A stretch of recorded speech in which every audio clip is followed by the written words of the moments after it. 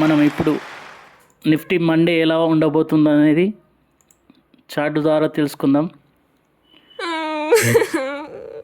ఈ స్వింగ్లో నుంచి ఈ స్వింగ్ హై వరకు మనం మార్క్ చేసుకుంటే ఫిబోనాచి 0.6% సపోర్ట్ ఇక్కడ మనకు కనిపిస్తుంది. మనం ఇప్పుడు 1 అవర్ టైం ఫ్రేమ్లో చార్ట్ని అనలైజ్ చేద్దాం. 1 అవర్ టైం ఫ్రేమ్లో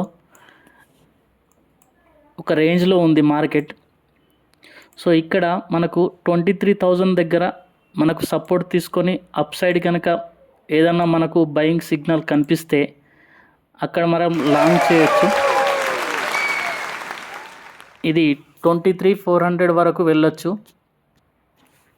మనకు స్టాప్ లాస్ మాత్రం 30-40 పాయింట్స్ మాత్రమే పెట్టుకోవాలి. అదే మనం డౌన్ సైడ్ కనుక ప్లాన్ చేస్తే in case market gap up open అయ్యి సేమ్ ఫస్ట్ క్యాండిలే రెడ్ అయిన తర్వాత అదే సేమ్ ఫాల్ కనిపిస్తే ఒక 30-40 పాయింట్స్ స్టాప్ లాస్ పెట్టుకొని 1:1, 1:2 ప్లాన్ చేయొచ్చు. ఆర్ మార్కెట్ అనేది ఒక రేంజ్ని క్లియర్ కట్గా ఇంకా దాటలేదు. సో మార్కెట్ రేంజ్ బౌండ్ కూడా ఉండొచ్చు.